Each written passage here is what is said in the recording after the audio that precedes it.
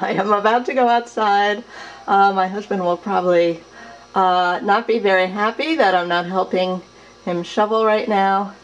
But I just wanted to give you an idea of what it really looks like here. So if I can open this door, step outside.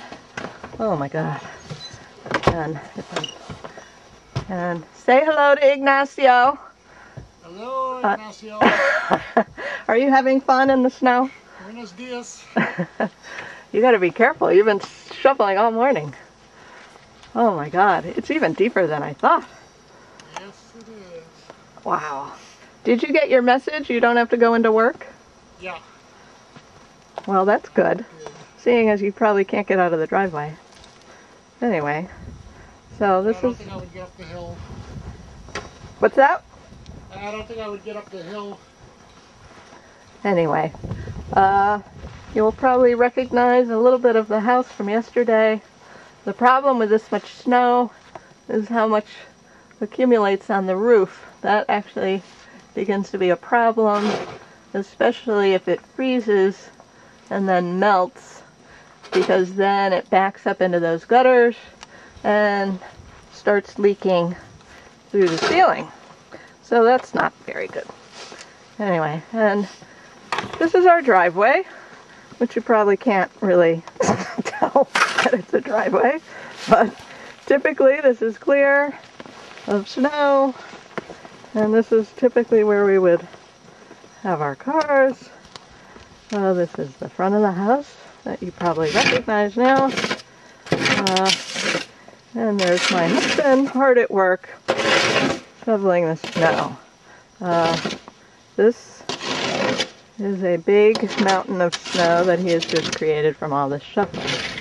I'm going to go further down the driveway and show you oh, there's his car.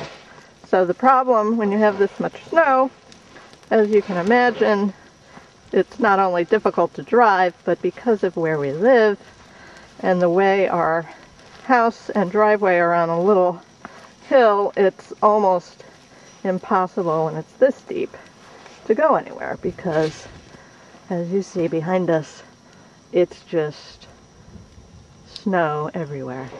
and it's still coming down. And like I said, even though we do typically have a lot of snow, this is unusual. This is a tremendous amount of snow, even for us, even though there are other states that sometimes get a foot or more of snow. This really is unusual. And what's going to be a little dangerous is if it starts to get windy later, which they're predicting, then that'll create a different problem. And the risk there is when trees start falling or breaking and falling on the power lines, that's why there's a good chance we could lose power. And if we lose power, as you know, we'll have no electricity, no water, and no heat, because our pellet stove needs electricity to heat the house. So that creates a different set of problems. Anyway, I'm going to walk around my hard-working husband. Anyway. Well, so we could go skiing later. Or snowshoeing. Or snowshoeing. Alright, I'm going to attempt. Snow is so soft even. Oh, wow. With the big snowshoes, that snow's coming over the top of your boots. Yeah, take a little video of me so you can see just how deep it is. Just for 1 minute. And then I'm going to stop it because the battery's probably going dead. Okay. And it's going to get... Yeah. Is it running or? Yeah, it's going. At least I think it's going. I hope it's going. Yeah. Does it say play? Hello, Ignacio. Hola. Buenos dias, mi amigo. Anyway, this is how deep it is. So, whoa.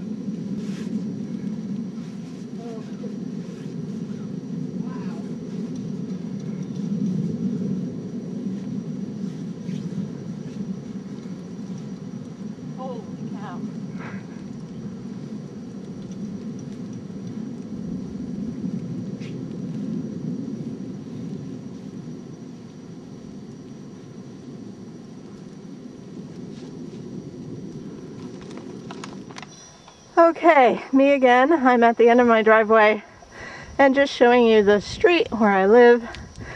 And as you'll see, there are other houses close to me. That's my neighbor across the street. And this is the road that has been plowed, but will probably, and there goes the snowplow. So at least he's moving pretty good. And there's another neighbor on the other side of the street. And then I'm going to turn back around. And there's the neighbor to my right. And so there are cars that are actually moving along without too much problem. But the problem for us is where our house is. And because, as you see, it's kind of set back and down a very small little hill, but that creates a little problem. And there, by the way, that is my rental car. After my car crash, that is the car the insurance company has given me temporarily before I get another car. Anyway, it's a nice big car. It's a Cadillac, believe it or not. I don't really like it because it's too big for me, and now of course it's sitting there covered with snow and I can't really go anywhere. I don't want to risk driving after my accident. So anyway, this is basically the top part of the front of our front yard, and again, it's a little unusual because of the way the place was designed and built, and our driveway being so big, it's difficult for us or impossible really for us to shovel all of it. We usually have hire a snowplow person to come and plow it, but he quit or stopped plowing us last year and wasn't doing a very good job, so I may have to ask one of my neighbors for help and to see if they have someone or have a snowblower that we can borrow, because otherwise we may not get out of here. We don't have a neighbor to our left because, as you see, it's mostly woods, and there's that brook I told you about goes through there, so it's too wet. And the street we're on is a very long street that goes for about 5 miles, and heading north towards a small airport. And then in the other direction, it heads straight into the center of town, which is Bloomfield.